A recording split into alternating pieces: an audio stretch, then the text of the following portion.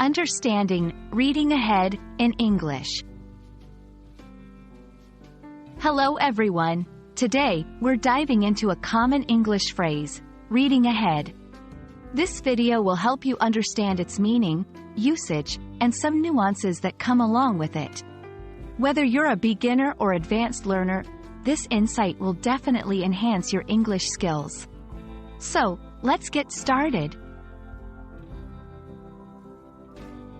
Reading ahead is a phrase that refers to the action of reading text before a specific point in a discussion, lesson, or while following along in a group setting. It's like jumping forward in the text, ahead of others or ahead of a planned schedule. This can happen in various contexts, such as in a classroom, during a book club meeting, or even while reading a script in a play. There are several reasons why someone might read ahead. Some do it out of curiosity or eagerness to know what happens next in a story. Others might read ahead to prepare for a discussion or a class. In academic settings, students might read ahead to get a better understanding of the upcoming material, making it easier to follow along during the actual lesson.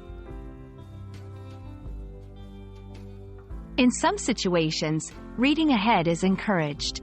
For example, in a literature class, teachers might ask students to read certain chapters before discussing them. However, in other contexts, like in a group reading session or a play rehearsal, reading ahead might spoil the experience or disrupt the intended pace. It's important to understand the context and the expectations of the group or activity you're involved in.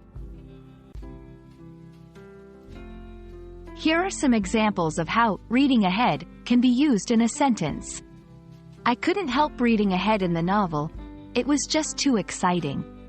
Our teacher encouraged reading ahead to better participate in the class discussions. Please avoid reading ahead during the play rehearsal. It's important to stay in sync with everyone. I hope this video has helped clarify what reading ahead means and how it's used in different contexts.